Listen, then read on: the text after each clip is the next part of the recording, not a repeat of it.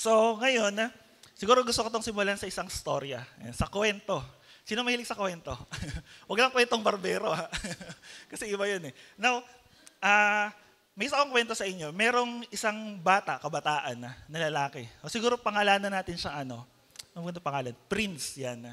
So si Prince, meron siyang biniling alaga sa Santa Rita. Yung alaga niya na yon, pinangalanan ng Jay. So pamilyar ba sa inyo? Hindi, joke lang. Yun. So si Prince, may binili siyang alaga. Alam niyo kung ano yung alaga niya? Hindi aso, hindi pusa. Alam niyo kung ano? Parrot. Yan.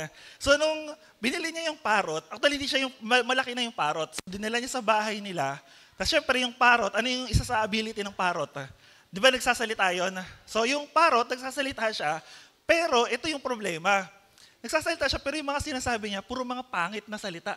Like, nagmumura, o nanlait. Nang-era pa nga yung parrot, di ba? mataray yung parrot. So, ginawa ni Prince, so since alaga niya yon, so araw-araw niya kinakausap. Pero pag kinakausap niya, mahinahon yung pag-usap niya.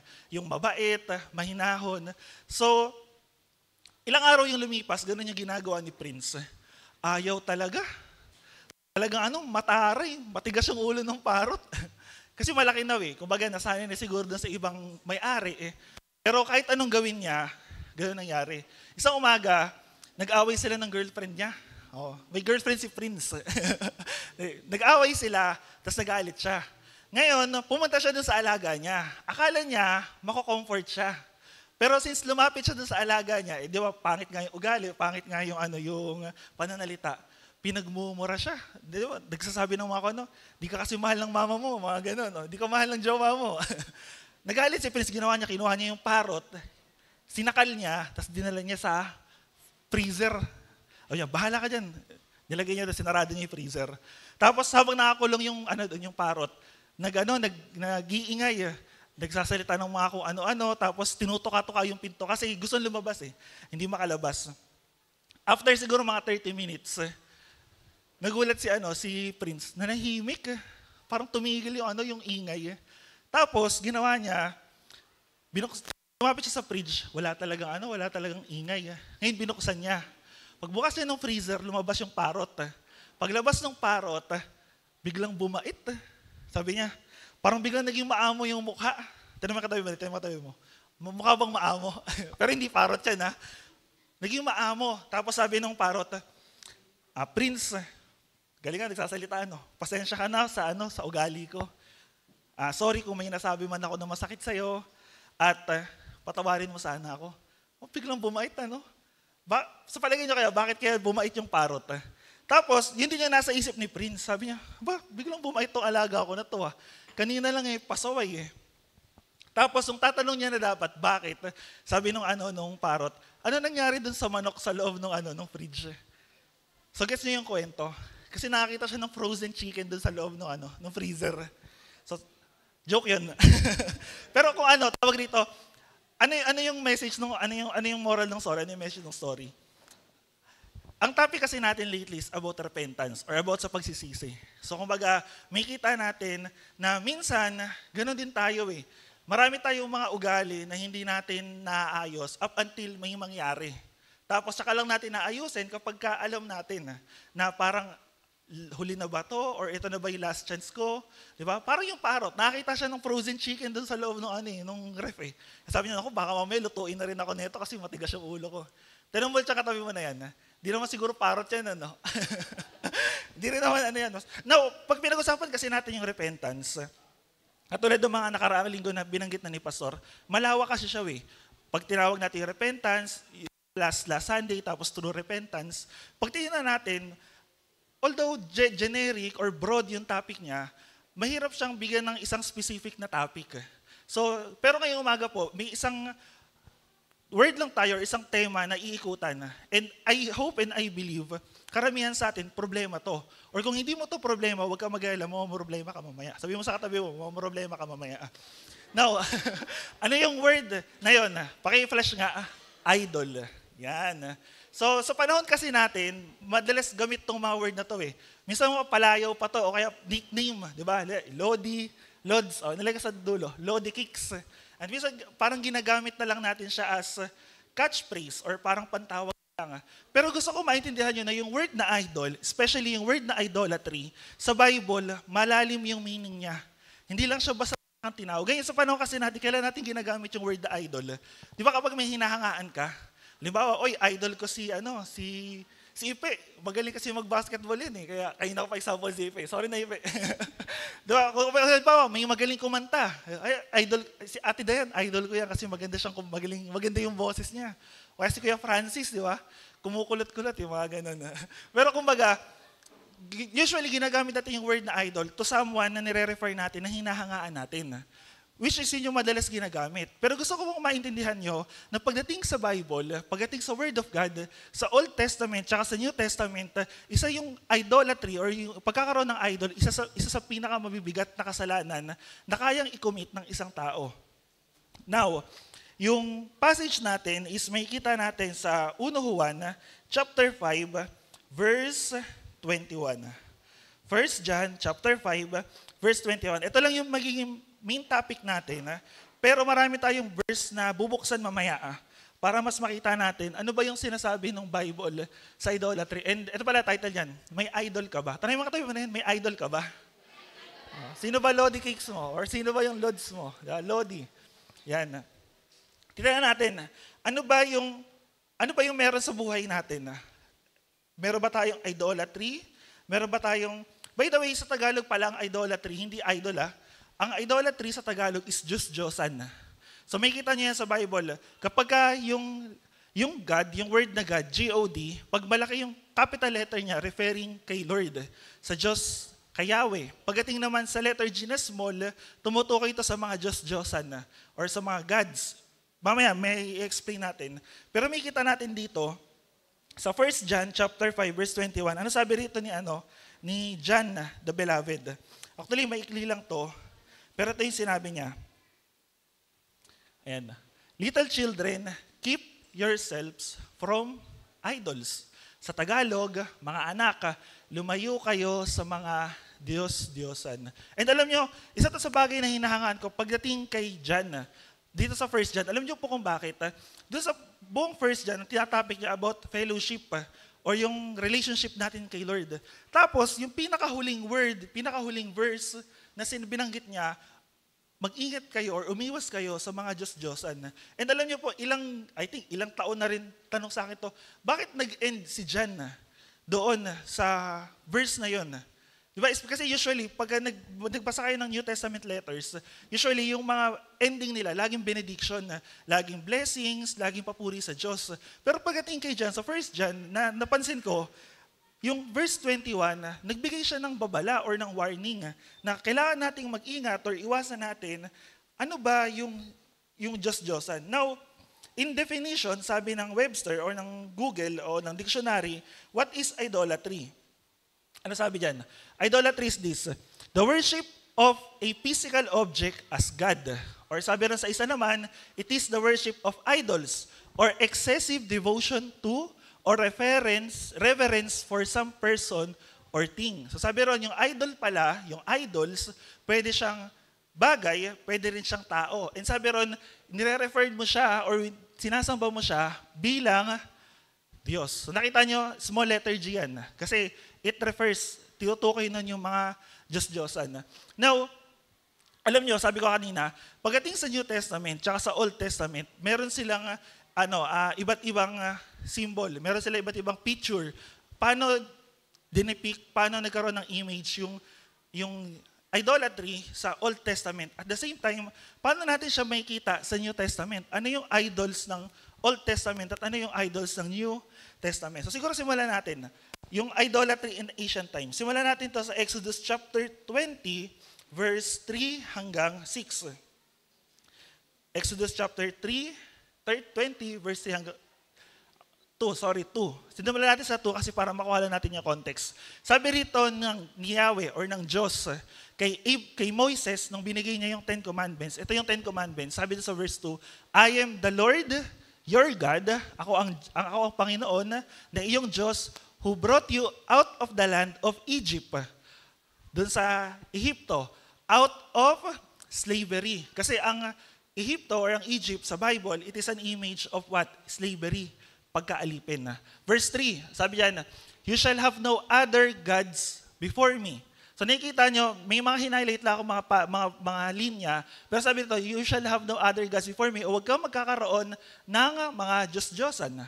Next, you shall not make for your image a carved image or hinugis, inanyuan, or any likeness of anything that is in heaven above, that is in earth beneath, and even water under the earth. So wag daw magagawa ng kahit anumang Diyos-Diyosan na nasa langit, nasa lupa, or even sa ilalim ng tubig or ng lupa. 5. Sabi ito, you shall not bow to them or serve them. Wag daw luluhuran or paglilingkuran. For I, the Lord your God, am jealous God. O sabi ni Lord doon, sabi ni Yahweh, sabi ng Diyos, ako ay mapanibuguing Diyos. And ano yung resulta madalas ng Diyos-Diyosan during Old Testament ay ito, visiting the iniquity of the fathers on the children to the third and fourth generation of those who hate me. So, ibig sabihin, ang Diyos-Diyosan pala, referring dito sa Exodus, nung binigay ng Diyos yung 10 Commandments sa mga Israelita, sabi niya, huwag kayong magkakaroon ng ibang Diyos. Kasi yung Diyos-Diyosan, nagre-refer siya na may iba kang Diyos na prefer o gusto mo, bukod dun sa Diyos, sinasabi rito ng Lord. At sabi rito, visiting the iniquity of the fathers, yung kasalanan ng mga magulang, sisigilin ng Diyos hanggang saan daw? To the third and fourth generation. And sabi dun sa verse 5, pero ito naman, verse 6, ito naman yung sinabi ng Lord, but showing steadfast love to 1,000 of those who love me and keep my commandment. Now, gusto ko pong maintindihan nyo, pagdating sa Old Testament, ayan kasi yung utos na binigay ng Diyos sa mga Israelita. And kailangan talaga nilang tanggapin, kailangan talaga nilang sundin yan. Yet, pag inaral nyo or binasa nyo, ano yung nangyari sa mga Israelita during Old Testament? Chaotic, magulo. Tinan mo at katabi mo na yan. Magulo ba yan? Hindi naman siguro Israelita yan, ano? O, diba? O, hindi naman ako Israelita, excuse pa ako. Well, malalaman natin mamaya. Ngayon, yung mga idols or yung mga Diyos-Diyosan during Old Testament, madali mo lang siyang mapapansin. Madali mo lang siyang makikita.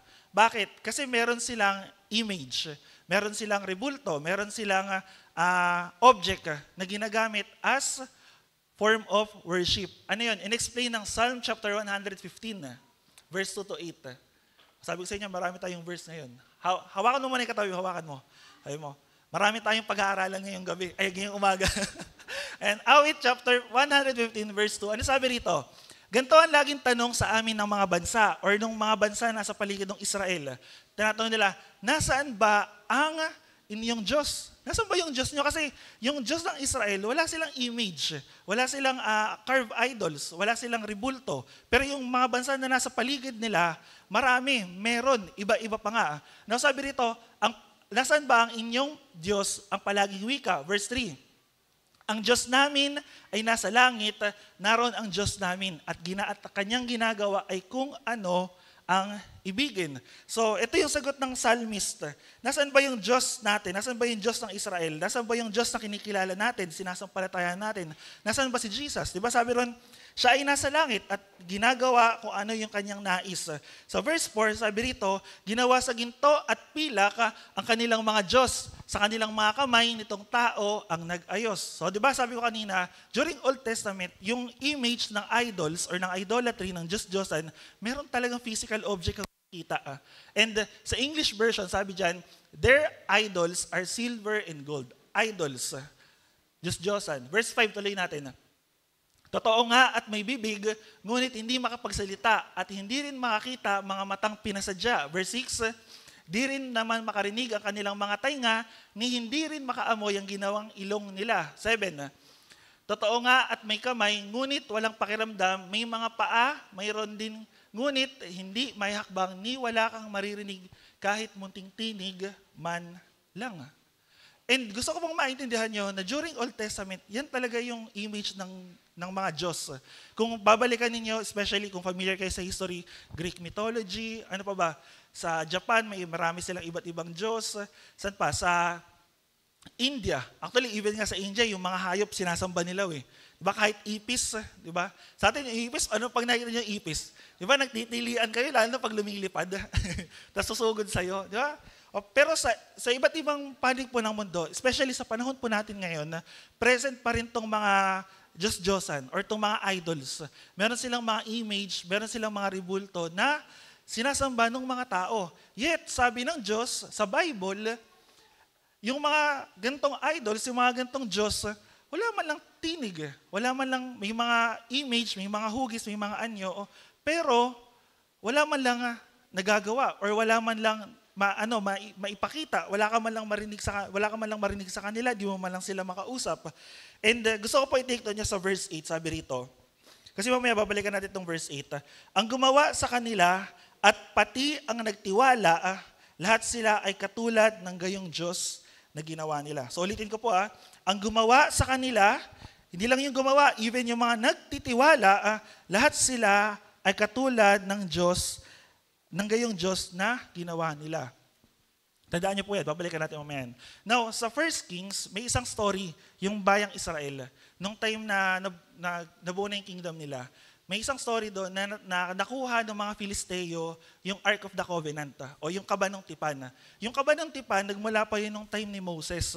Kasi para siyang box na may mga laman yon. Ang laman nun, yung tablet ng Ten Commandments, tapos yung staff ni Moises.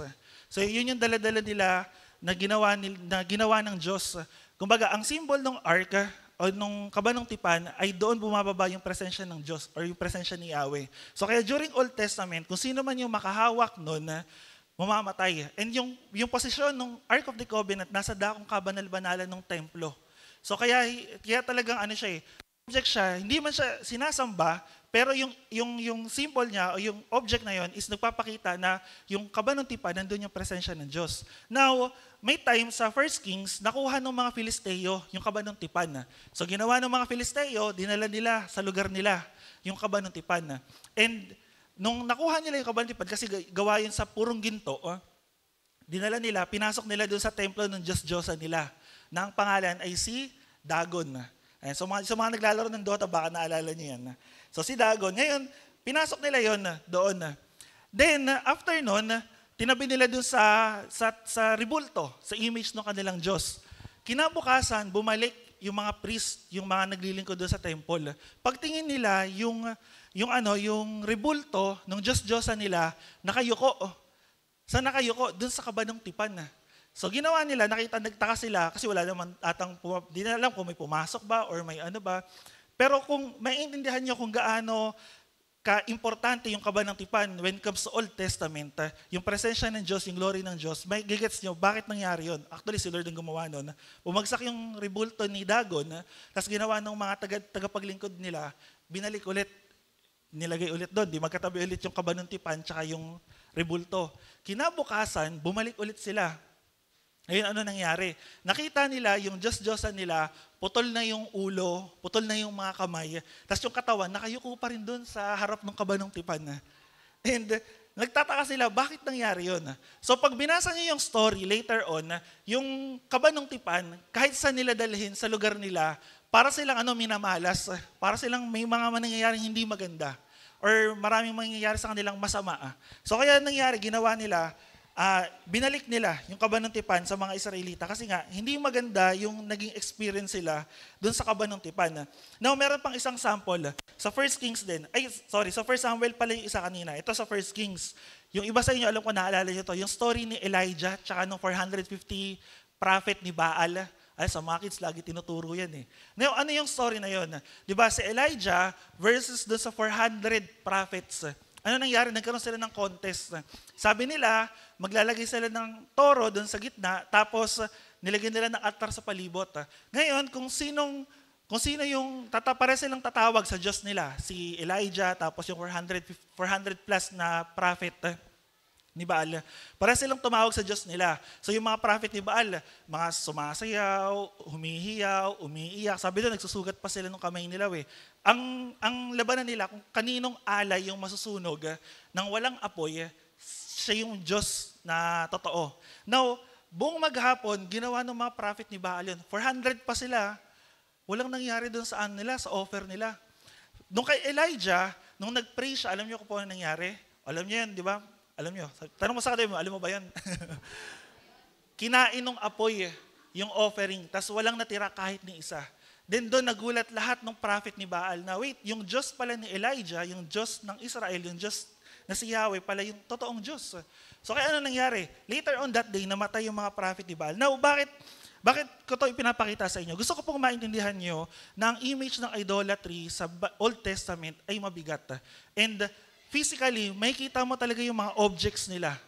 Actually, yung iba hanggang ngayon, present pa rin pag nag-search kayo ng mga archaeological, mga documents, mga nakuha nilang mga artifacts, meron pa rin existing. Yung iba for study, pero meron pa rin hanggang ngayon.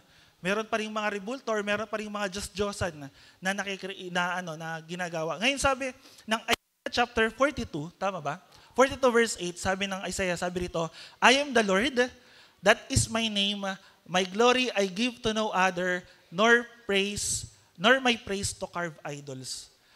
Now, gusto ko pong maintindihan nyo na ang Diyos po ng Old Testament at ang Diyos ng New Testament ay parehas din.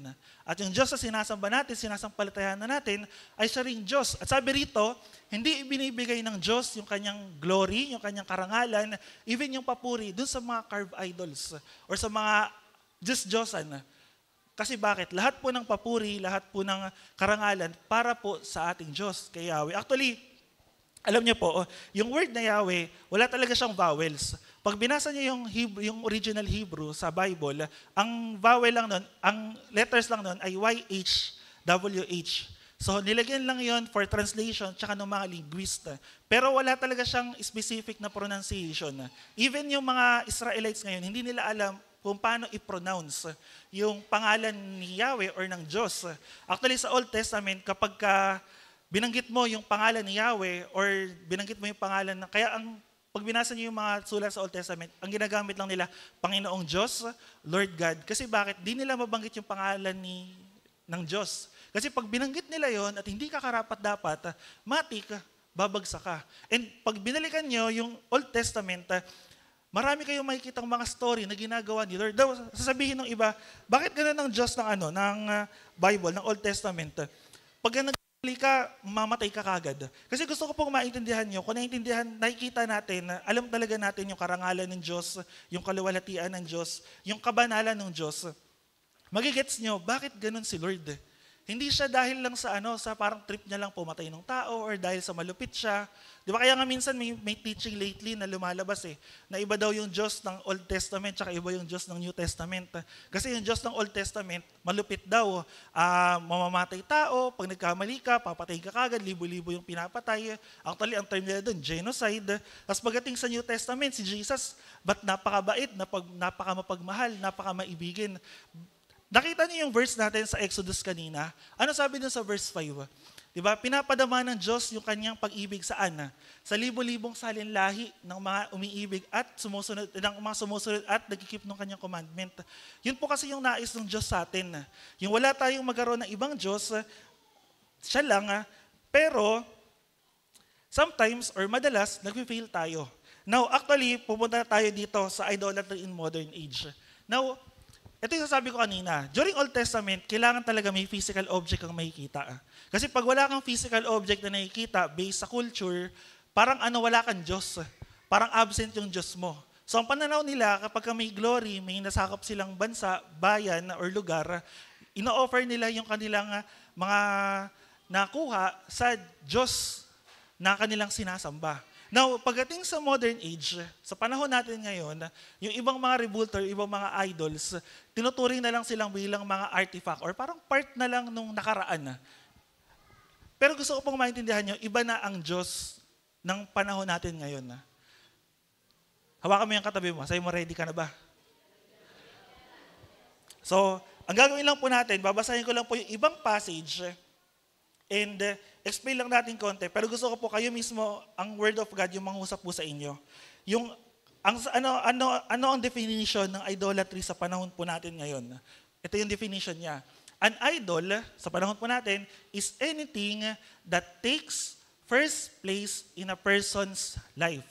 Ulitin ko an idol is anything that takes first place in a person's heart. Anything that a person puts, kahit ano ba daw po, na ilagay ng Diyos ay ilagay ng tao na nasa unahan niya or nasa taas niya before God is an idol. Naiintindihan niyo po? During Old Testament, ulitin ko, during Old Testament, kailangan mo ng physical object. Sa panahon po natin ngayon, yung idol is anything that takes first place above God. Mas mataas pa sa Diyos. Ngayon, ang question dito, pwedeng ano yung priority mo? Sino yung priority mo? At bakit siya yung priority mo?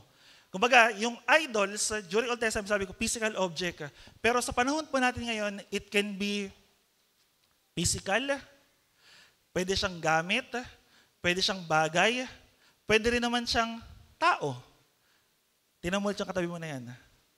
Pwede rin siyang tao, pwede rin siyang pangyayari, or anything, sabi ron, kahit na anumang bagay na pinapriority natin, nilalagay natin above God. So yan yung definition ng idolatry. Now, bakit medyo mahirap pag-usapan to? Kasi bakit, alam niyo po, ang idolatry po has a deep root in our hearts.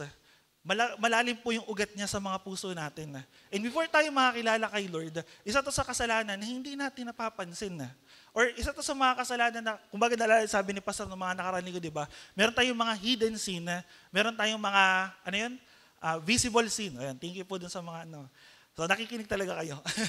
So meron tayong mga visible sin at meron tayong mga hidden sin. Now yung idolatry kasi, hindi natin siya mapapansin, especially visually. Minsan yung idolatry po, nasa puso natin. Kaya sabi ni Jesus sa Matthew, di ba? Ano daw yung nagpaparumi sa tao? Yung bang kinakain niya? Di ba sabi ni Lord, hindi. Ang nagpaparumi sa tao, yung nanggagaling sa kanyang puso. And yung idolatry, yung idol, yung Diyos-Diyosan, sometimes nasa puso natin or nasa desires, nasa mga iniisip natin or pwedeng tao rin. Pwedeng katabi mo nga Di ba? Tanongin mo, idol ba kita? Idol ba ako? Di ba? Sana hindi. Okay, sumagot ng oo. Now, idolatry has deep root in our hearts. May isang maganda example dito sa Romans chapter 1, verse 21 hanggang 23. So medyo mahaba lang siya, pero ikakat-kat natin. Ano sabi ng Romans chapter 1, verse 21? Hanapin ko lang po rito. Ayan, sabi rito, sabi ni Paul sa mga taga-Roman, sa mga taga-Roma. Verse 21, kahit nakilala nila ang Diyos, sila hindi nila pinarangalan bilang Diyos, ni pinasalamatan man. Sa halip, naghaka-haka sila ng mga bagay na walang kabuluhan, kaya't nagdilim ang hangal nilang pag-iisip. Now, alam niyo po, isa rin to sa problema ng Old Testament. Kasi bakit? Sabi ron, kahit nakilala nila ang Diyos, sabi ron, sila hindi nila pinarangalan bilang Diyos, ni pinasalamatan man lang. Naalala niyo sa Isaiah chapter 42, ano sabi ng Diyos doon? Di ba ang karangalan at ang papuri, kanino daw? Sa kanya lang. And dito sabi ni Paul, hindi nila pinarangalan or hindi nila pinasalamatan ang Diyos kahit kilala nila. At sabi ron, sa halip, naghaka-haka sila ng mga bagay na walang kabuluhan kaya't nagdilim ang kanilang hangal na pag-iisip. So alam niyo po, kapag meron po tayong anything na pinuput before God or meron tayong ibang priority na hindi ang Diyos, nagkakaroon tayo ng idolatry sa puso natin. Kasi bakit? Kasi naiisip natin na kay Lord ko naman to ginagawa or kay Lord naman to. Pero hindi May kita natin dito, sabi ni Paul, pagka meron tayong idolatry, ito yung nagbablock ng isip natin. At sabi sa 22, sabi ron, sila'y nagmamarunong, ngunit lumilitaw na sila'y mga hangal. 23, tinalikuran nila ang kaluwalhatian ng Diyos na walang kamatayan at ang sinamba nila'y mga larawan ng mga taong may kamatayan, ng mga ibon, mga hayop na lumalakad at ng mga hayop na gumagapang. Ito yung image na ginagamit noon. Pero sa panahon natin ngayon, idolatry has a lot of forms.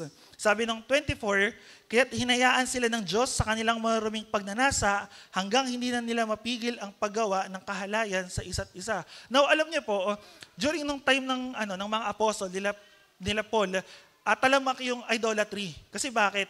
Doon yung makikita yung mga image nila ng mga Greek gods. Sila Zeus, sila Artemis, Diana. Actually, pag sinearch nyo yun, makikita nyo yung mga itsura nila. And meron silang iba't ibang katangian. Meron din silang iba't ibang mga characters. Kumbaga, mamaya makikita natin, dun sa 1 John, nung sinulat ni Paul sa Ephesus, sino yung Diyos na kalaban nila doon? Actually, di Diyos Yung Diyos-Diyosan na sinasamba ng mga tao na roon. Balik tayo rito. Sabi rito ng 24, Kaya hinayaan na sila ng Diyos sa kanilang mga maruming pagnanasa hanggat hindi na nila mapigil ang paggawa ng kahalayan sa isa't isa. And ito yung epekto ng pagkakaroon ng Diyos-Diyosan. Sabi ng isang author, narinig ko lang din to, pero sabi niya, yung Diyos daw na sinasamba noon sa Asian Times, kung ano yung Diyos na sinasamba mo, yun ka din. Actually, hindi lang pala ng author. Nung Psalm verse 115 verse 8 kanina, di ba? Sabi doon, kung sino yung mga lumikha, yung mga gumawa at nagtiwala sa kanila, ganun din yung Diyos na kanilang sinasamba. And may kita natin dito, ano yung tinutukoy ni Paul dito? Verse 25, tinalikuran nila ang katotohanan tungkol sa Diyos at pinalitan ng kasinungalingan.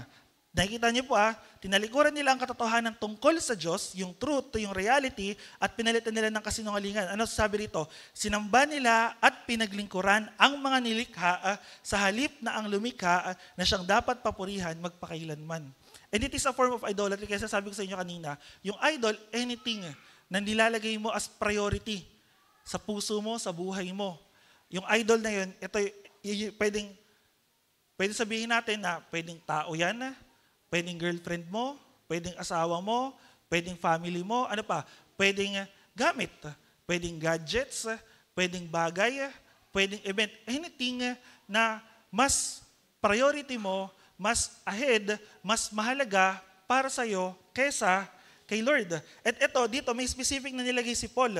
Sa 26, sabi rito, dahil dito hinayaan sila ng Diyos sa mahalay na pagnanasa, ayaw makipagtalik ng babae sa lalaki ayon sa likas na kaparaanan at sa halip ay sa kapwa babae sila nakipag-ugnayan. 27, ganun din ang mga lalaki. Ayaw nila makipagtalik sa mga babae ayon sa likas na kaparaanan at sa kanilang kapwa lalaki sila nahuhumaling, ginagawa nila ang mga kasuklam-suklam na bagay kaya't sila ipaparusahan ng nararapat sa kanilang masamang gawa. Now, ano yung tinutukoy ni Paul dito? Ano yung epekto nung pagsamba ng idolatry, ng pagsamba sa Diyos-Diyosan? 'Di ba? Sorry for the word, pero ito yung bunga ng pagsamba sa Diyos-Diyosan. Nakita niyo, nabalitaan niyo ba nung nakaraan yung balita about sa HIV? 'Di ba? 500% nag-times yung case natin sa Philippines. Ano yung reason? Ano yung dahilan? 'Di ba di ba yung sa LGBTQ community? Now, hindi ko po kayo kino-condemn. Pero ang binabasa lang po natin sinabi ng Bible. Actually, kung meron kayong identity crisis, hindi nyo alam kung lalaki ba kayo or babae, welcome po kayo pumunta sa church. Pero hindi po namin i-gatekeep yung katotohanan na sinasabi ng Word of God. And hindi kami nang-judge, hindi kami nang-condemn. Ang sabi rito, yung ginagawa natin ang paparusahan ng Diyos.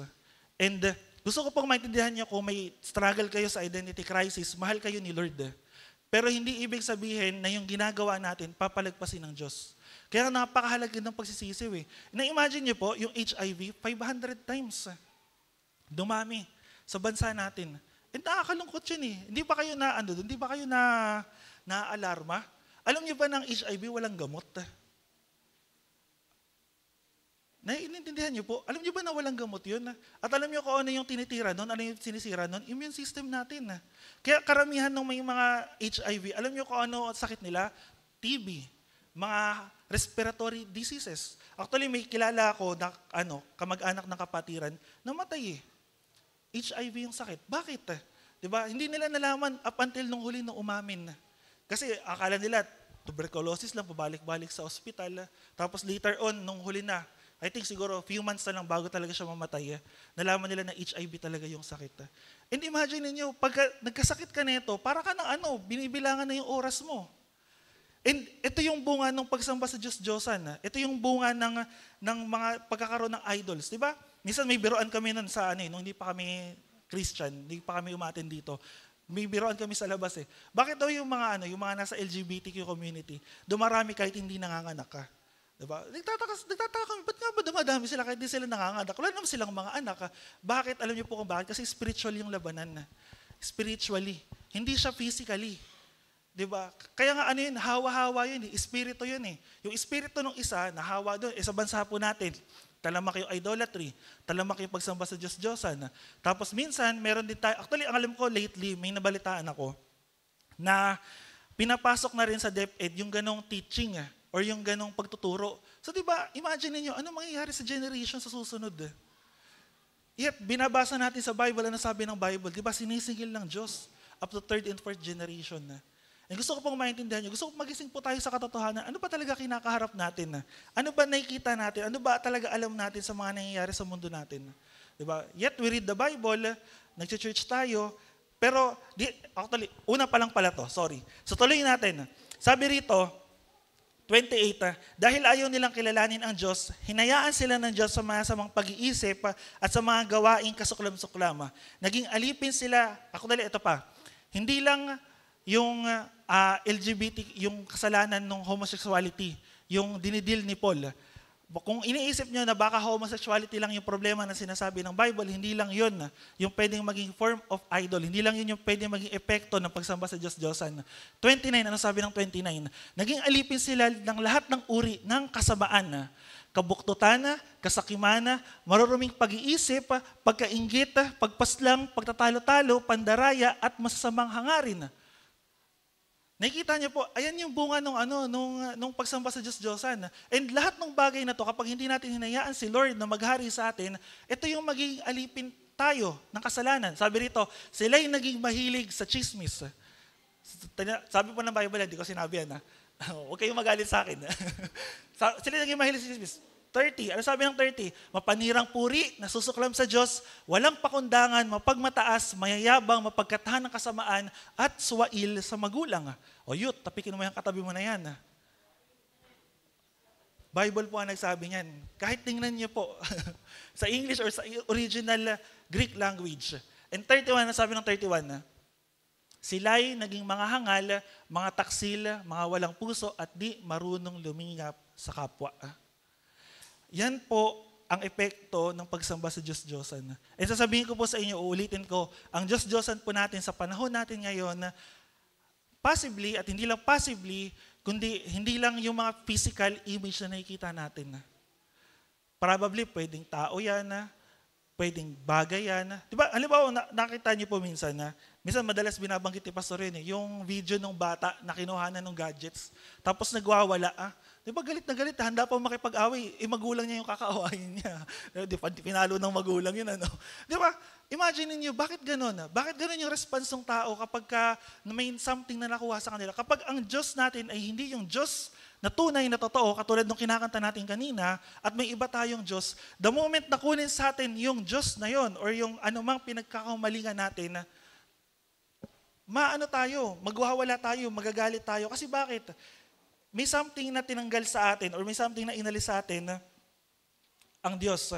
Eh gusto ko pong maintindihan nyo bakit sabi ng Bible, yung kasalanan nag-uugat sa puso natin. Kaya minsan mahirap alisin yung kasalanan sa puso natin or actually hindi naman talaga tayo mawawalan ng kasalanan. Bagkus habang lumalakad tayo kay Lord, may kita natin yung na unti-unti natin iniiwasan yung kasalanan. Di ba? Kaya nga ng mga nakaraang linggo, ano topic natin? Sanctification, ng mga nakaraang buwan. Kasi hindi naman tayo magkakaroon ng perfect life dito eh. Pero the moment na alam mong may kasalanan ka sa buhay mo, handa ka or ready ka lagi na isuko ito kay Lord. Now, ano yung isang epekto ng idolatry or ano yung idolatry? Yung idolatry, it distracts us from the things about God. Yung idolatry po, kanina, it has a deep root. Dito naman, yung idolatry, dinidistract tayo. Or inilalayo yung attention natin, imbis na yung focus natin, yung time natin, yung panahon natin, yung desires, yung passion natin na kay Lord, dinidistract niya papunta saan? Sa iba. Now, sabi ni Paul sa 1 Corinthians chapter 10, verse 7, sabi rito, do not be idolaters, as some of them were. As it is written, the people sat down to eat and drink and rose up to play. Kumbaga, ito yung sabi niya yung image ng mga sa mga taga-Korinto. Ano daw yung mga sumasamba sa Diyos-Diyosan. Verse 8, we must not indulge in sexual immorality as some of them did. And 23,000 fell in a single day. Ito yung sa Numbers. And tinan niyo po kung ano yung ginagawa ng Diyos or nangyayari sa Old Testament.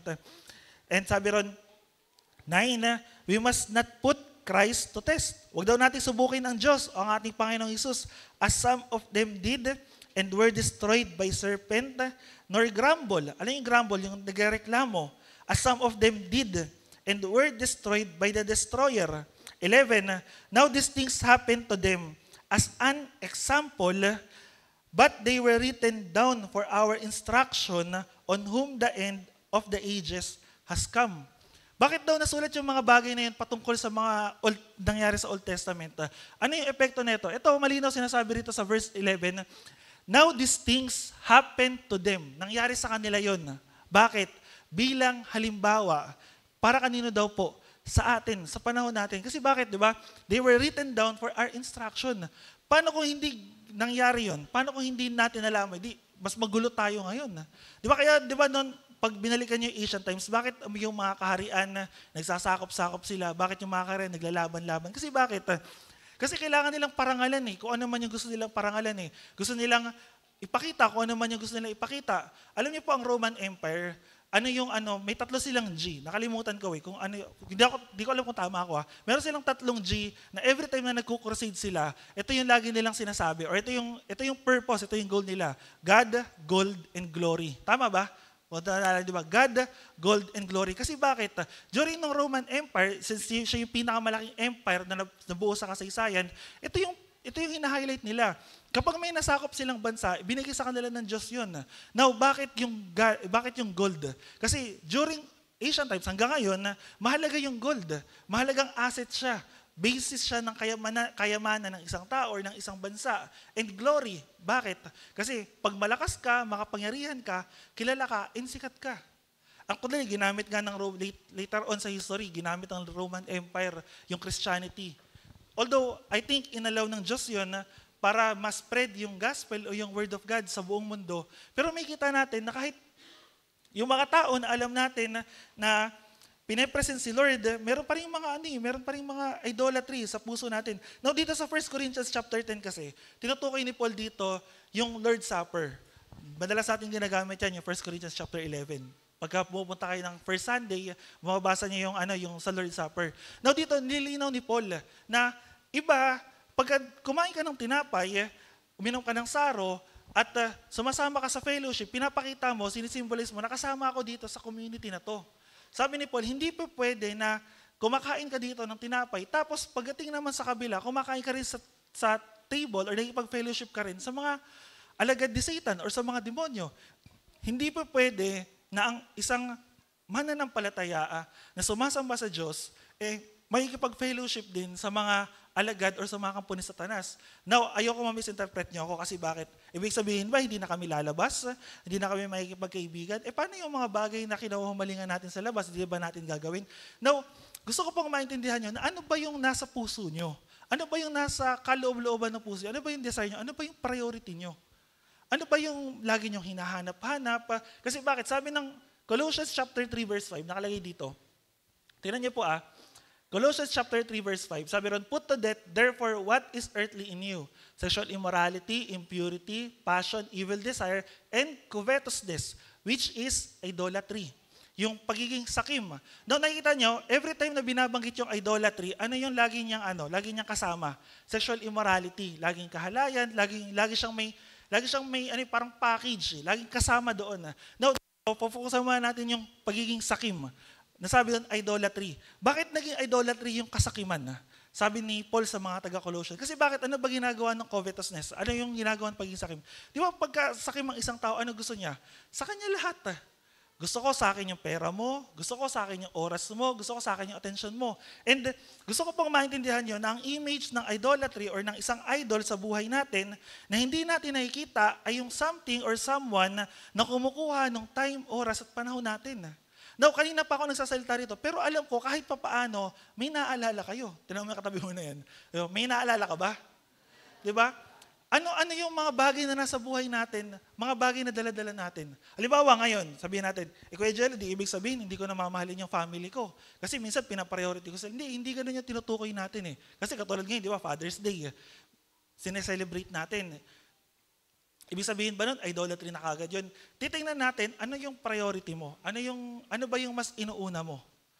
Ano ba yung mas binibigyan mo ng atensyon? Ano ba yung mas pinaglalaanan mo ng oras? Di ba kaya nga di ba tinuturo ko po sa inyo, paano tayo magsiset ng priority natin? Ganun yung kamay nyo, ganyan. Ganyan yung kamay nyo. 5 yan na 5. Yan, 5. So, una, ano dapat yung priority natin? Si Lord. Now, hindi ko sinasabi rito na dapat lagi kayong nasa church. Well, actually, maganda kung yun talaga yung nasa puso nyo. Pero kung una, ang priority nyo si Lord, ano yung dapat yung priority sa Kanya? Relationship. Nakakapagbasa pa ba kayo ng Bible? Nakakapag-pray pa ba kayo? Or pagising nyo ng umaga, ano yung una nyong hinahawakan? Siguro yun yung magandang tinan natin. Ano yung una mong hinahawakan? Cellphone ko yung Jello. Bakit? Nag-alarm kasi di ba pag alarm, off mo yung alarm. Tapos next, pupunta ka na rin sa social media. Di ba? Okay, pupunta ka doon sa chat. Sino kaya nag-chat sa akin? Sino kaya nag-PM sa akin? Di ba? Doon pa lang minsan may kita na natin balik tayo sa kamay natin. Sa 5. Dapat, una, hanggat maaari, ang priority natin si Lord. Yung relationship natin kay Lord. Pangalawa, ito yung tinuturo ko sabi sa iyo, family. Diba? Hindi pa pwedeng yung family mauuna kay Lord. Si Lord pa rin ang una. Pero family, di ba? Kamusta yung relationship mo sa magulang mo? Di ba sabi rin sa Romans, di ba? Yung mga swail daw sa magulang. Yut, tinamol siya katabi mo na yan. Soil ba yan? Matigas ba ulo yan? Ano ba yan? Sotil o batil? Di ba? Sabi rin, kailangan natin, priority, second family natin. Next, ano yung next? Kung may working ka, nagtatrabaho ka, work. Kung nag-aaral ka, ano yung next? Studies. Pang-apat, dito na yung friends. Kung may kaibigan ka, syempre part din yun kasi alam ko po sa inyo, especially sa matatagal na, kahit pa paano, may desire kayo na madala yung mga friends nyo or pwede pala relatives kay Lord. So, pang-apat, relatives. Panlima, others. Actually, kasama nga minsan sa others yung ministry Kasi bakit? Kasi minsan yung ministry kasi paglilingkod natin siya kay Lord. Pero sabi ko nga kanina, nakadepende kung ano yung desire nyo, ano yung pangungusap sa inyo ni Lord. Pero ang pinakauna sa lahat at pinakamahalaga, sino ba yung inuuna nyo lagi? Diba? Kaya na-example natin yung cellphone Sino ba, pagising nyo, ano ba kagad hawak nyo? Cellphone o nagpe-pray muna kayo? Lord, salamat sa araw na to. O bago matulog, sino nakakatulugan yung cellphone, di ba? Kala mo tulog na, no? Tapos minsan bukas pa yung yung cellphone, nag-scroll pa pala O minsan naman, nakaharap pa sa cellphone, pero nakapikit na, pagtingin na, tulog na, naghihilik na Ngayon, gusto ko pa maintindihan nyo, pag binalikan natin to, hindi pa, kung ano yung binibigyan natin ng atensyon ng panahon, ng oras, yun probably, or yun yung inuuna natin, or idol natin sa buhay natin. Now, may isang example sa Old Testament, si Akan during I think Numbers or Deuteronomy. Joshua. Nung time ni Joshua, si Akan, ano nangyari? Nung nakikipaglaban yung mga Israelita doon sa sa isang bansa, natalo sila. Now, pag pumunta kayo sa Joshua, alam nyo na ang ginawa ni Joshua is siya yung isa sa sumakop nung ginamit siya ng Lord para makapasok sila ng promised land sa lupang pangako. Now, pagdating nila sa nagulat sila. Bakit sila natalo ng ang pangako ng Lord magtatagumpay sila. Nung kinausap ni Lord si Joshua, umiiyak si Joshua. Bakit ka umiiyak? Anong reason? Sabi ni Joshua, kasi natalo sila. Now, sabi ni Lord, sa palagay niyo, bakit kayo natalo? Later on, pag binasa niyo, malalaman niyo na si Akan, ang alam ko, anak ni Joshua yun. Tama pa, Pastor, anak ni Joshua, si Akan, na ano nangyari? Ang bilin sa kanila ng Lord, kapag meron kayong bayan na sasakupin, yung mga nasamsam ninyo, huwag niyong itatabi or huwag niyong aangkinin. Ang kasalanan ni Akan, pagiging sakim. Kasi may nakita siyang magandang robe doon sa natalo nila, tapos mga pera, kinuha niya, tinago niya. Kaya nung nangyari yun, natalo yung Israel, doon lang nila nalaman na, wait, bakit, ano nangyari? Bakit tayo natalo? Nalaman ni Joshua na yung anak niya pala, yung may kasalanan. Diba? It is a form of kasakiman, sabi ng Bible. And siguro tumuloy tayo, sabi rito, yung next part, idolatry is what? Idolatry destroys our relationship with God. So kanina, yung idolatry, meron siyang deep root sa puso natin. Next, dinedestruct tayo nito sa mga bagay patungkol sa Diyos. And dito, sabi rito, yung idolatry, sinisira nito yung relationship natin sa Diyos. Pag binalikan natin yung main verse natin sa 1 John chapter 5 verse 21, sabi ni John, mga anak, umiwas kayo or lumayo kayo saan daw? Sa mga Diyos-Diyosan or sa idols. Bakit? Bakit sinabi ni John yun? Si John during that time, siya yung pastor ng Ephesus or ng church ng mga taga-Ephesians. Now, sa Efeso, meron silang kilalang templo. Yun yung templo ni Artemis or ni Diana. Isang Greek god na meron siyang malaking temple doon. Bisa pinag-aralan namin to, ano ba si Diana? Siya daw ay Diyos ng nature. Siya ay Diyos ng fertility. Pag tinignan niyo yung image niya, search niyo na lang sa Google, may kita niyo image siya ng babae na maraming ding mga mukha. Tapos marami siyang bilog-bilog sa katawan niya. Ano daw yung mga bilog-bilog na yon? Sabi ng mga historian, yun daw yung mga dibdib ni Diana. So, nakaalala nyo kayo nasa Psalm chapter 115, sabi ron, yung mga gumawa ng Diyos-Diyosa na to at yung mga nagtiwala, katulad nila. Now, pag binalikan nyo ang Ephesus during nung time ng mga apostol, ano yung problema nila sa Ephesus? Kasi ang pinopromote ni Diana ay yung lakas or yung empower, yung kakayanan ng isang babae. Kasi sa Greek mythology, siya ay walang asawa. Sabi doon ay virgin. Now, may mga nabasa ako, sabi doon, kaya daw siya naka-celibate or bakit di siya nag-asawa? Kasi ang reason nila is, tomboy. So, yun yung reason nila. So, ini-imagine ko, ano yung way ng pamumuhay ng mga taga-Ephesus during that time? Kasi pag binasa nyo ang Ephesus sa Acts, may problema sila. Nagkagulo sila doon sa Ephesus. Pag binasa nyo yung letter ni Paul sa Ephesus, may problema pa rin. Pagdating dito sa 1 John, same pa rin. Pagdating sa 1 Timothy, yung letter ni Paul kay Timothy, pinapadala niya yun doon sa Ephesus. Pagdating sa Revelation chapter 2, binanggit ulit yung Ephesus. So diba kaya may kita nyo, ano yung problema ng Ephesus? And pag tinignan nyo sa history, ano yung Temple of Diana, isa siya sa 7 wonders of the ancient world. Kasi bakit? Isa siyang malaking templo para na inialay ng mga Romans kay Artemis, kay Diana. Actually, parehas lang yun. Sa pangalan lang sila nagkaiba. Kasi sa Greek mythology, tsaka dun sa Roman mythology. Now, balik tayo rito. Sabi doon, kung ano yung Diyos na sinasamba nila, yun sila. Kaya kung ano yung pinopromote ni Diana or ni Artemis during nung time nila, yun din yung mga tao na sumasamba sa kanya. And alam niyo po noon, kapag isa yun sa boom na business sa Ephesus, kasi bakit? Yung pagbebenta ng mga pottery, ng mga gamit kasangkapan sa bahay, uso sa kanila yun eh. Even yung paggawa ng mga carved idols ni Diana, mabenta sa kanila. So kaya yung idolatry during nung time ni John doon sa Ephesus, talagang talamak pinamimigay nila. At karamihan ng mga sumasamba kay Diana, yun yung pinopromote nila. Kaya di ba sa 1 Timothy, ano problema ni Paul ano problema ni Timothy sa church ng Ephesus? Kasi merong mga babae doon na ino-overpower na nila yung mga lalaki, especially yung mga ahead doon sa church, sa leadership, sila Timothy. Nagkakaroon sila ng labanan kasi may mga influence. And may kita natin, kung titingnan nyo yung influence ng Diyos-Diyosan nila na dati nilang sinasamba, nadadala nila hanggang sa church. And marami pang iba na problema. Pero gusto ko pong maintindihan nyo na during Old Testament, ang Diyos-Diyosan or during ancient times, ang Diyos-Diyosan, kung sino yung sumasamba sa kanila, yun din sila. Si Zeus.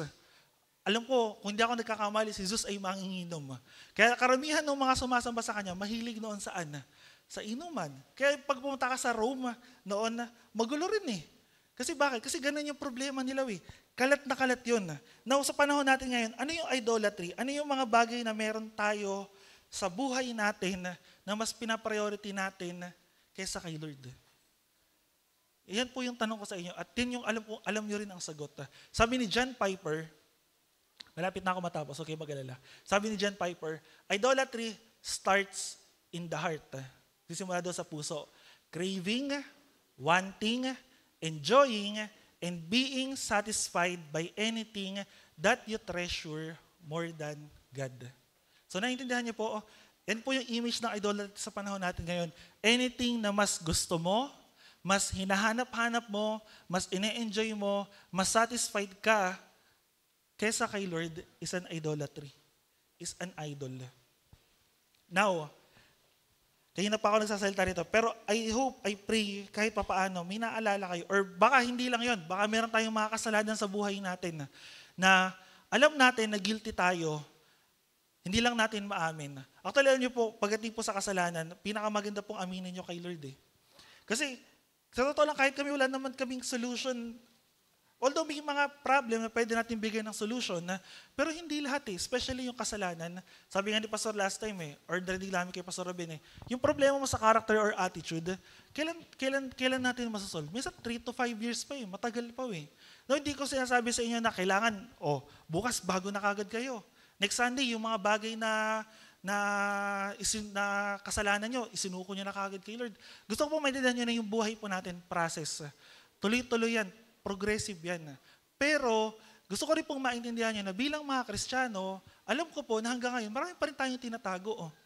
Sino po sa atin walang tinatago? Tanong mo tayo muna yan. Di mo, meron kayang tinatago yan? Ano kaya ang tinatago niyan? Diba? Or minsan, baka nagagawa natin, nasasabi natin, hindi natin alam. Now, in conclusion, ano yung gagawin natin? Paano kung meron ako dito, Kuya Jello, na alam ko na kasalanan or meron pa rin sa buhay ko na dala-dala ko na tinatago ko, ano yung kailangan kong gawin? Sabi ng Acts chapter 3, verse 19, sabi ron, repent, therefore, and turn back, that your sins may be blotted out. Yung kasalanan po natin ay mawala or mabura. Alam niyo po, ito yung maganda sa word na repentance. Sa English, isang word lang siya, repent or repentance. Pagdating sa Tagalog, ano yung sinabi niya? Magsisi kayo at tumalikod. Yun yung doon ako namamangha Wala palang exact word for repentance sa Tagalog. Hindi lang siya basta magsisi. Kasi pag sinabi natin magsisi, minsan nakala natin, kailangan umiyak ka, kailangan yung luha mo, pati yung sipon mo, or pati yung uhog mo sa tenga, naghahalo. Hindi Pwede, sa puso natin na yung bigat, dala ng emotion, pwede tayong maiyak kasi gusto natin ihingi ng tawad kay Lord Pero gusto ko pong maintindihan nyo na yung word na repent, meron pa siyang kasunod. Magsisi at tumalikod. Hindi siya natapos dun sa magsisi lang. Kasi marami po sa atin, minsan nagsisisi lang. Hindi naman tumatalikod. Marami po sa atin umiiyak lang. Pero hindi naman binabago. Kaya sabi ni Pastor nakaraan, di ba, what is repentance? Repentance is a change of mind, at the same time, it is a change of conduct ka. Kung talagang nagrepent ka, kung talagang nagsisi ka, talagang nalikuran mo yung kasalanan mo, hindi ka lang basta nalungkot, hindi ka lang basta naiyak. Although yes, may mga kalungkutan na galing kay Lord. May mga kalungkutan na galing sa mundo. Sabi ng Romans, may sorrow na mula kay Lord, may godly sorrow at may earthly sorrow. Pero yung godly sorrow, ano yung ginagawa nun sa atin? Dinadala tayo pabalik sa Diyos. And dito ako mag-e-end sa last verse. Ano yung last verse natin? Revelation chapter 2 verse 5. Sabi ni Lord sa mga taga-Ephesus pa rin to, remember, therefore, from where you have fallen. Sabi doon, alalahanin mo, saan ka ba nagkamali? Saan ka ba nahulog? Sabi doon, repent and do the works that you did at first.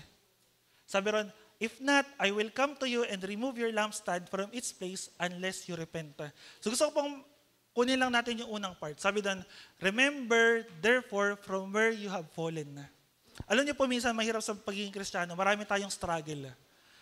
Naintindihan ko po kayo kasi kahit ako rin Pero hindi ibig sabihin, hindi niyo alam kung saan kayo nagkamali. Kanta yan, natatawa iba akala nila kanta Pero hindi totoo yan Alam niyo kung bakit? Alam niyo kung saan kayo nahulog Alam niyo kung anong specific na kasalanan yung struggle niyo Pero minsan ayaw lang nating aminin Sabi ron, repent, talikuran, pagsisiya talikuran mo yung kasalanan. Sabi ron, and do the works you did at first. At gawin mo ulit yung mga bagay na ginagawa mo nung simula. Minsan may nabasa akong post, sabi rito, bakit daw ganun Kapag tayo naglilingkod kay Lord or nagsaserve Lord, marami tayong struggle or problems. Tapos, halimbawa, nagkaroon ka ng problema, nagkaroon ka ng struggle, nagkaroon ka ng issue, or anything na nangyari sa'yo. Bakit daw ang una natin iiwanan ministry? Diba, minsan alam ko sa mga matatagal, experience na yun di ba? Kuya, ate, hindi muna ako tutugtog or magpapababa muna ako sa ministry. Bakit? Kasi may problem ako personally, hindi ko alam kung paano ko siya susolusyonan. Kaya ang reason minsan natin, bumaba muna Actually, ako sa sarili ko po, maraming beses ko nang ginawa yan. Kung siguro, di ko alam po, nandito pa yung mga dati natin leaders. Expert kami sa pagbaba Every time na may issue sa sarili ko, may problema. Ate, kuya, baka pwedeng pahinga muna ako kasi hirap Pero alam niyo, isa po natutunan ko, hindi solution yung bumaba ng ministry. Hindi solution yung itigil mo yung ginagawa mo para kay Lord. Alam niyo po kung bakit? Kasi the moment na tumigil ka sa ginagawa mo para kay Lord, mas nagkakaroon ka ng kalayaan na gawin ano yung mga bagay na ginagawa mo dati. Minsan kasi alam niyo po yung kasalanan natin, parang multo yan eh. O minsan parang patayan, parang zombie yan eh. Na minsan kinalimutan mo na, magugulat ka biglang bumabalik eh. Tapos pag bumalik siya, mas matapang pa kaysa dati, mas malakas pa kaysa dati. Hindi natin kayang labanan yun. Hindi natin kayang labanan yung mga kasalanan, yung mga struggles natin. Kaya alam niyo po isa sa natutunan ko, kahit anuman yung struggle mo, kahit anuman yung problema mo, kahit anuman yung pinagdadaanan mo, ituloy mo lang yung pinapagawa ng Lord para sa'yo. And alam niyo kung ano makikita nyo? Makikita nyo na si Lord gumagawa sa mga panahon sa paraan na hindi nyo inaasahan. Minsan akala mo hindi mo kaya, pero magagawa mo, kaya mo pala eh. Ano lang yung kailangan natin gawin? Isuko natin kung ano yung kailangan natin isuko kay Lord. So tayo pong lahat ay tumayo.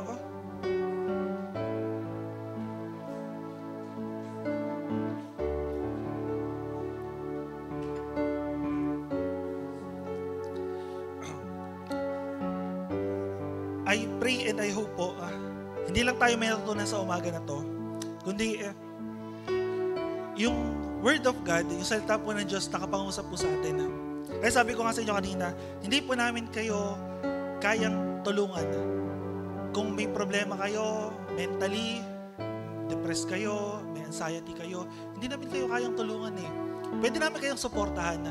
Pero yung kaya na magagawa namin ng solution, yung problem nyo, hindi eh. Kung may kasalanan ka tinatago, may mga struggle ka sa buhay mo, pwede ka namin tulungan, pwede ka namin suportahan. Pero para mag-end yung bagay na yun, hindi namin kayang gawin. Alam niyo kung sino po yung makakatulong sa atin? Si Lord lang. Yung binasa natin na word kanina ng prayer, Romans chapter 13 verse 15, sabi ron, di ba, yung pag-asa na kanino? Na kay Diyos, na kay Lord. Yung pananampalataya, yung kapayapaan na kanino? Na kay Lord. And gusto ko pong check natin yung sarili natin, check yung heart natin ngayon. Meron ba sa puso natin na anything, anyone na mas napaprioritize natin kesa kay Lord? O siguro po tayong lahat po ay yumuko. And idalangin natin kay Lord. Lord, anong part ng buhay ko, anong part ng puso ko, anong part yung may pinapriority ako bukod sa'yo? Ano yung idol or ano yung idolatry na meron ako sa panahon ko ngayon? Probably, tao yan, gamit yan, pwede rin relationship yan. Anything na hindi mo kayang isuko, anything na pinangahawakan mo, at di mo kayang, at nahihirapan ka, sino ba ipaprioritize ko? Alam ko po, nauusap sa inyo si Lord, even kanina pa na binabasa natin yung kanyang mga salita. And kung meron man po, ano man po yung kasalanan natin, kahit hindi mo sabihin sa labi mo, sabihin mo sa puso mo, sa isip mo, Lord, hinihingi ko po ng tawad yung kasalanan na to. Hinihingi ko po ng tawad yung anumang bagay na inuuna ko bukod sa'yo. Hinihingi ko po ng tawad, Panginoon, at sa'yo ko po isinusuko itong mga bagay na to, O Diyos. Dalangin ko, Lord, na kumilos ka. Bigyan niyo po ng lakas yung bawat isa. And yun yung pag-pray natin. Dalangin natin, Lord, tulungan niyo kami, Panginoon, sa mga kahinaan namin. Tulungan niyo kami, Lord, na magawa namin yung kalooban namin. Niyo, para po masunod ka namin, O Diyos. Tayo po yung manalangin. Panginoon, salamat sa araw po na to. Salamat, O Diyos, sa narinig namin ng inyong mga salita. Salamat, Lord, sa tema, sa topic, patungkol po sa repentance, Lord. Madalas, Lord, busy kami sa buhay namin na marami kami mga bagay na iniisip, marami kami mga bagay na ginagawa. And minsan, Lord, itong mga bagay na ito po yung napapriority namin ng mas higit po sa inyo. Dalangin ko, Diyos, na patawarin niyo po kami, Panginoon. And anything pa po, Lord, na mga kasalanan, anything pa po, Panginoon, na nasa buhay namin, mga tagong kasalanan, mga hayag na kasalanan, nahirap kaming isuko, Panginoon. Lord, sa inyo po namin to sinusuko at ibinibigay. Even, Panginoon, yung mga nakikita ng iba sa amin na hirap kaming isuko, Panginoon, at ibigay sa iyo. Lord, tulungan niyo po kami, Panginoon. Tulungan niyo po yung bawat isa na narito, O Diyos, maamin namin, Panginoon, na ma-acknowledge namin yung kasalanan. And Lord, bigyan niyo po kami ng lakas na mapagtagumpayan tong mga bagay na to. Hindi po namin kaya, Panginoon, sapagkat minsan, Lord, yung mga kasalanan namin, bumabalik sa amin, nararanasan namin ulit, Lord, yung mga kasalanan namin, Panginoon, hindi namin napaglabanan. Pero Lord, alam namin na ang tanging paraan na hindi paglaban, Panginoon, kundi Lord, pagtitiwala lamang po sa inyo, O Diyos. Yung pagsunod, Panginoon, sa ipinapagawa niyo po sa amin. Yung pagsisisi at pagtalikod sa mga kasalanan na to, Panginoon. Alam namin, Lord, na magagawa namin. Alam namin na kakayanin namin, O Diyos, kung kami tunay na titiwala sa inyo. At Lord, isinusuko namin sa inyo, O Diyos, ang mga bagay na nasa buhay namin. Ano man to, sino man to, Panginoon, sa inyo po namin to isinusuko at ibinibigay. At dalangin namin, Lord, na ang pagpapala sa buhay ng bawat isa ay maranasan po namin, O Diyos. Alam namin, Lord, na kapag sumunod po kami, katulad na narinig namin kanina, yung pagpapala, hindi lang sa amin, even sa aming sambahayan, sa aming tahanan, even, Lord, dun sa mga susunod na generation, ay ibibigay at ibubuhos niyo po, Panginoon. Lord, salamat, Panginoon, sa araw na to.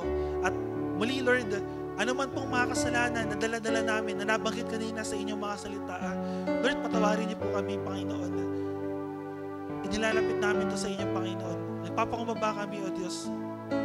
Kahabagan niyo po kami, O Panginoon. Tulungan niyo po kami, O Diyos. Hindi namin kayang baguhin yung sarili namin.